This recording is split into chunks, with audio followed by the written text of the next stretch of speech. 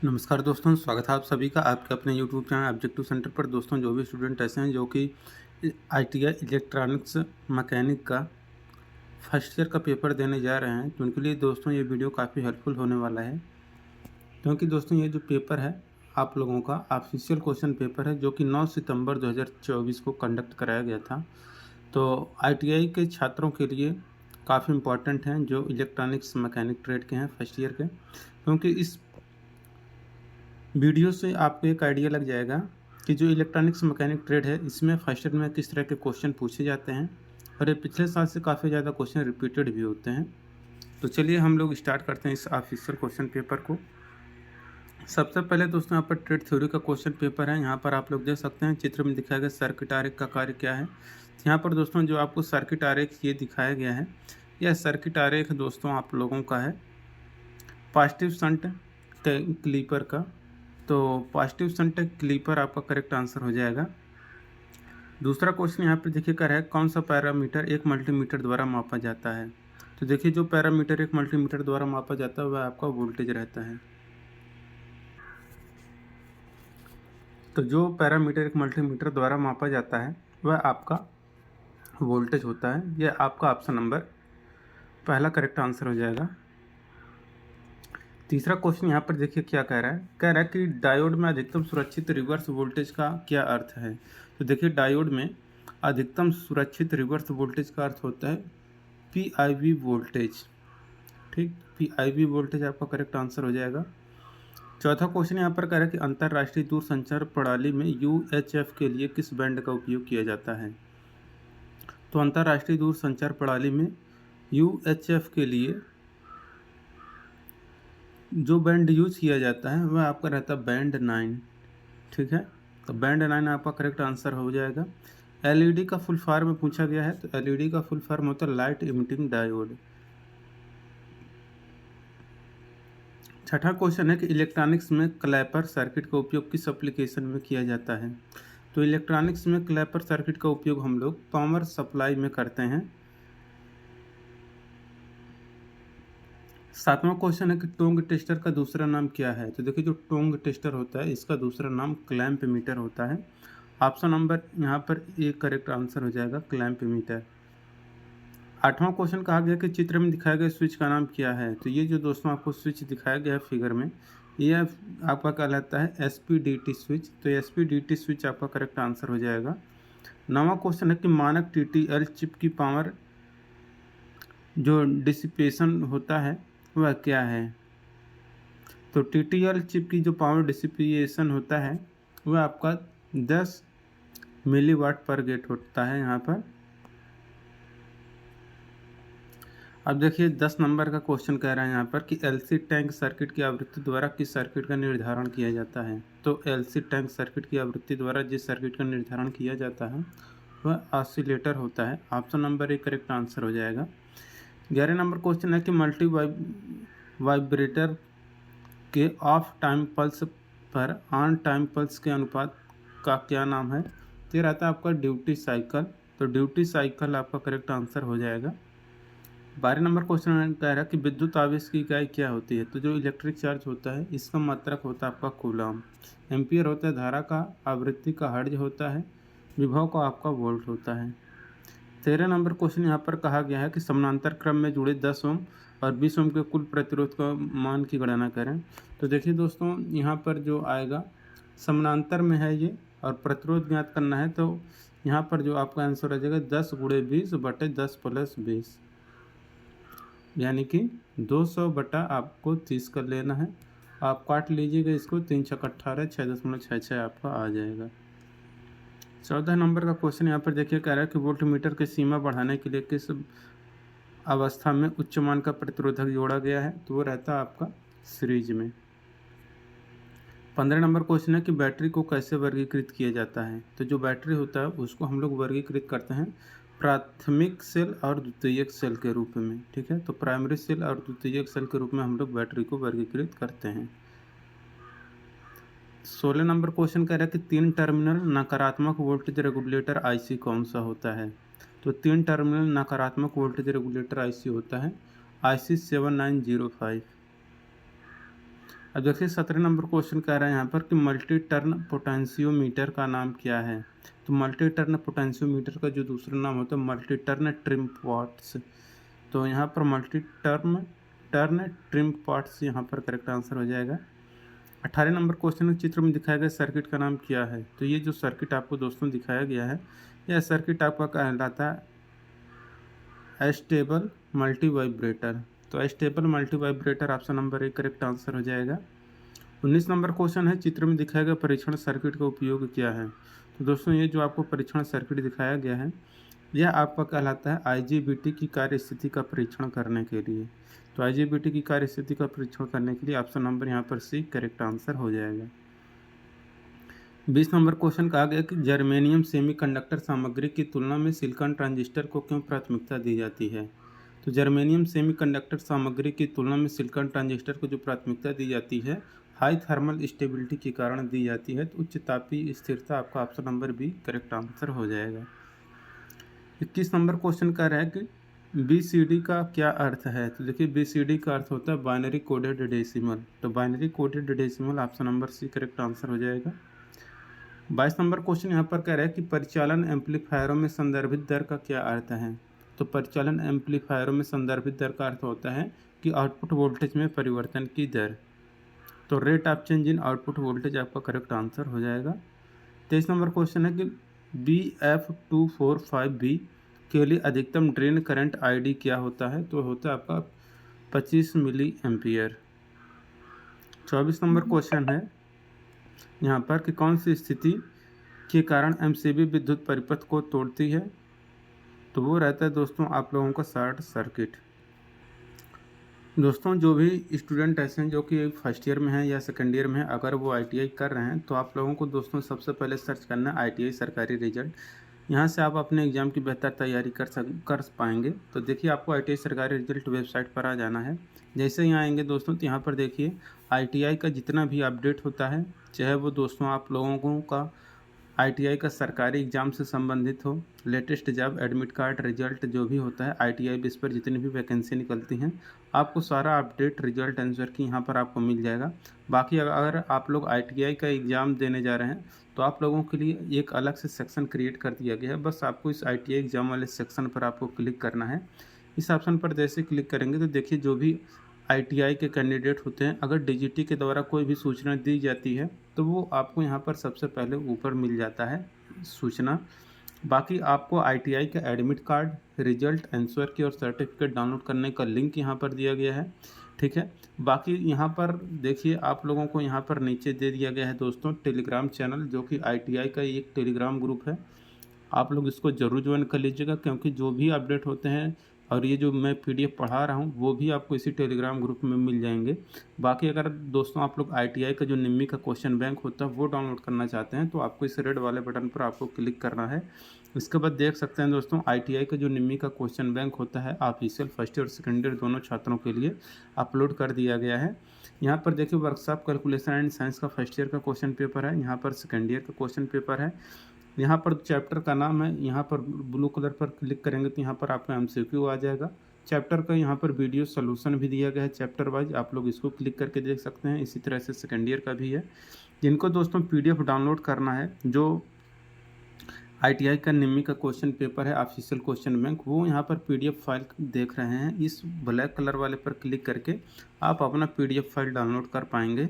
तो ठीक है, यहाँ पर देखिए ये सब फिटर का भी दिया गया है, इलेक्ट्रीशियन का भी दिया गया है, वेल्डर डीजल मैकेनिक और इलेक्ट्रॉनिक्स मैकेनिक का भी यहाँ पर देखिए दिया गया है। तो यहाँ से जाके आप अपना PDF भी डाउनलोड कर पाएंगे। ठीक है, तो ये हो गया दोस्तों इसके बारे में। आप लोग अगर इसको विजिट नहीं किए हैं तो आप लोग ITI सरकारी रिजल्ट वेबसाइट को ज़रूर विजिट करें। अब देखिए दोस्तों यहाँ पर अगला क्वेश्चन आ गया है 24 नंबर का क्वेश्चन। यहाँ पर कहा गया है कौन सी स्थिति के कारण MCB विद्युत परिपथ को तोड़ती है। तो देखिए जो जिस स्थिति के कारण MCB विद्युत परिपथ को तोड़ देती है वह रहता है आपका शॉर्ट सर्किट। तो शॉर्ट सर्किट आपका करेक्ट आंसर हो जाएगा। 25 नंबर क्वेश्चन है कि इंसुलेशन सामग्री के मूलभूत गुण क्या हैं। तो देखिए इंसुलेशन सामग्री का जो मूलभूत गुण होता है वह रहता है इंसुलेशन प्रतिरोध और ढांकता हुआ ताकत। तो इंसुलेशन प्रतिरोध और ढांकता हुआ ताकत यानी कि इंसुलेशन रेजिस्टेंस और डाई इलेक्ट्रिक स्ट्रेंथ, यही आपका इंसुलेशन सामग्री का मूलभूत गुण होता है। 26 नंबर है कि एक्स के रूप में चिन्हित एस्टेबल मल्टीवाइब्रेटर में प्रयुक्त आईसी का नाम बताना है। तो ये जो आईसी है दोस्तों, यहाँ पर आईसी है, वो आईसी है आपका आईसी 555, आईसी 555। 27 नंबर क्वेश्चन है, ऑसिलेटर सर्किट के ऑसिलेशन को बनाए रखने के लिए किस प्रकार की व्यवस्था की आवश्यकता है। ये रहता है आपका प्रोवाइड्स रीजनरेटिव फीडबैक, पुनर्योजी फीडबैक प्रदान करता है। Option number C correct answer हो जाएगा। 28 नंबर क्वेश्चन है कि श्रेणी क्रम में जुड़े दो प्रेरकों 10 हेनरी तथा यहाँ पर 15 हेनरी का कुल प्रेरकत्व मान क्या है।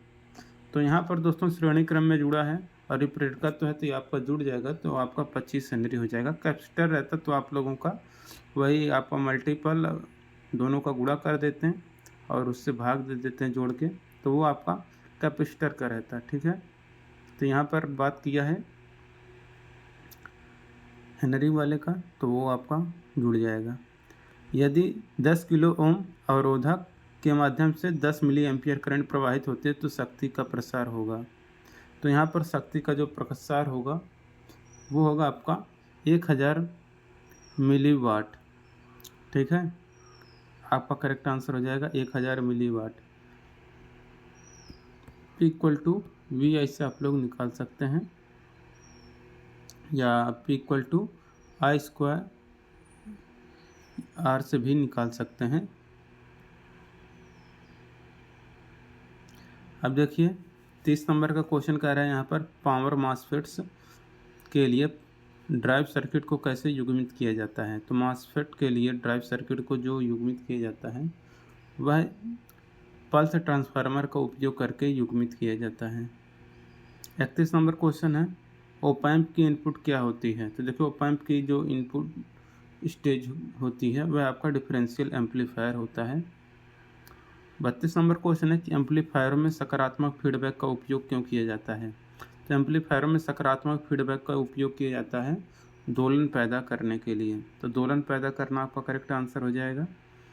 33 नंबर क्वेश्चन यहाँ पर कहा गया कौन सा पिन नंबर IC 78XX का इनपुट टर्मिनल है। तो वो है आपका दोस्तों 1। 34 नंबर क्वेश्चन है एक क्रिस्टल की गुंजायमान आवृत्ति रेंज क्या है। तो देखिए क्रिस्टल की गुंजायमान आवृत्ति जो रेंज होती है वह आपका 0.5 से लेकर 30 मेगाहर्ट्ज तक होती है। 35 नंबर क्वेश्चन है कि बर्न रिले कॉन्टैक्ट्स का कारण क्या है। तो देखिए बर्न रिले कॉन्टैक्ट्स का जो कारण है वह है आपका एक्सेसिव कॉन्टैक्ट करंट। तो excessive contact current option number D correct answer हो जाएगा। 36 नंबर क्वेश्चन है IC 7476 का कार्य क्या है। तो देखिए IC 7476 का जो कार्य है ये आपका JK flip flop. 37 number question है सिमुलेशन सॉफ्टवेयर में ERC का पूर्ण रूप क्या है। तो ERC का फुल फॉर्म होता है error rule check. 38 number question है कि इंस्ट्रूमेंट कैबिनेट बनाने के लिए किस सामग्री का उपयोग किया जाता है। तो इंस्ट्रूमेंट कैबिनेट बनाने के लिए जो सामग्री यूज किया जाता है वह शीट मेटल यानी कि धातु की चादर होती है। अब देखिए वर्कशॉप कैलकुलेशन एंड साइंस के दोस्तों यहाँ पर 6 क्वेश्चन देखने को मिलेगा। 529 का वर्गमूल पूछा गया है तो ये आपका 23 होता है। पूछा गया कौन सा खनिज इंसुलेटर है। तो जो इंसुलेटर है वो आपका माइका होता है। ठीक है,